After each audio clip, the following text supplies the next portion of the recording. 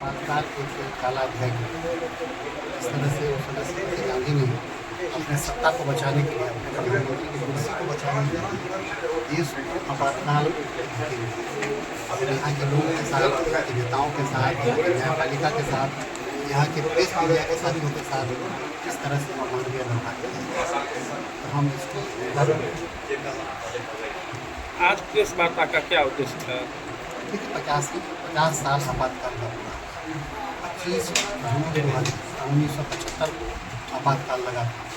50 साल पूरा होने के अवसर पर हम जनमानस को, जो हमारी नई पीढ़ी है, उनको बताना चाहते हैं कि देश का इतिहास में किस तरह से कांग्रेस ने देश के साथ मजाक बनाया है।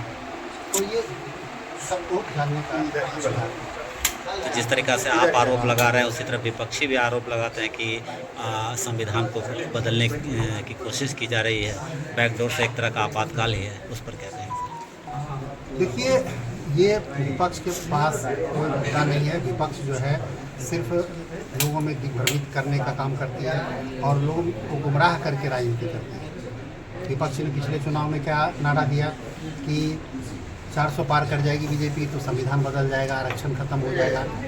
मेरा मानना है देश के यशस्वी प्रधानमंत्री श्री नरेंद्र मोदी जी के नेतृत्व में और भारतीय जनता पार्टी का एक एक सिपाही है, तब तक दुनिया की कोई ताकत भारत के संविधान को नहीं बदल सकता है, ना आरक्षण खत्म हो। हमको और जो हमारे साथी जो सामान्य वर्ग के लोग हैं, जिनकी स्थिति माली स्थिति अच्छी नहीं थी, उनको आरक्षण देने का भी काम किया। आरक्षण खत्म करने की कोई बात ही नहीं। लोगों को किस तरह से दिग्भ्रमित किया गया कि हम पैसा देंगे, खटाखट नोट आएगा आपके अकाउंट में। तो ये विपक्ष का काम ही है, लोगों को गुमराह करना, लोगों को दिग्भ्रमित करना।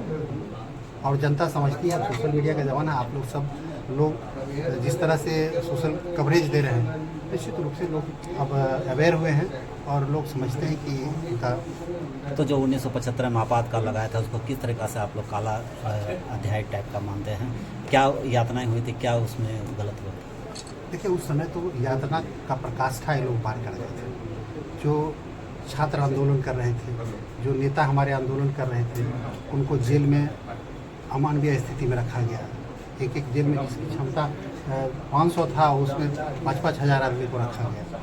पंखा नहीं मिलता था, लोगों को शौचालय की व्यवस्था नहीं थी, सही से खाना नहीं मिलता था, लोग बीमार पड़ने लगे थे। सदैव जयप्रकाश नारायण जी जब जेल गए, उसके बाद जब निकले तो उनका किडनी खराब हो गया। तो बहुत सारे लोग वहाँ जेल जा कर के बीमार पड़ गए।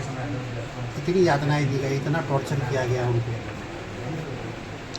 और जो कहा जाता है कि आयरन लेडी थी उस समय, भारत के प्रधानमंत्री पर ये आरोप लगाए जाते हैं कि वो सफल प्रधानमंत्री नहीं बन सके। विपक्ष का हमेशा देखिए, विपक्ष तो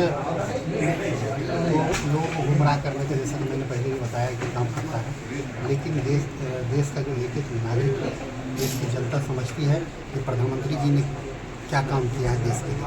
अभी आपने देखा कि ऑपरेशन सिंदूर के माध्यम से पहले हमारे जवानों का सिर काट लिया जाता था, जगह जगह पर आतंकवादी घटना होता था। हम लोग छोटे थे तो न्यूज़ में सुनते थे कि कोई अनजान वस्तु को ना छुए, हो सकता है उसमें बम हो। और आज आप कभी ये विज्ञापन नहीं सुनते।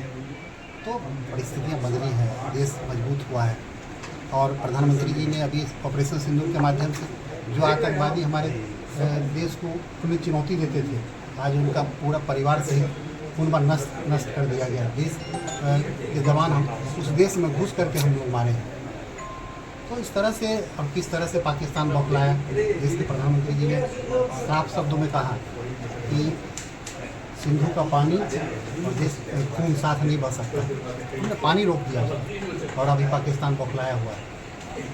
तो हम जिस तरह से पाकिस्तान अगर प्यार से पेश आएगा तो प्यार से बात करेंगे, अगर आँख दिखाएगा तो हम लोग उसको उसी तरह से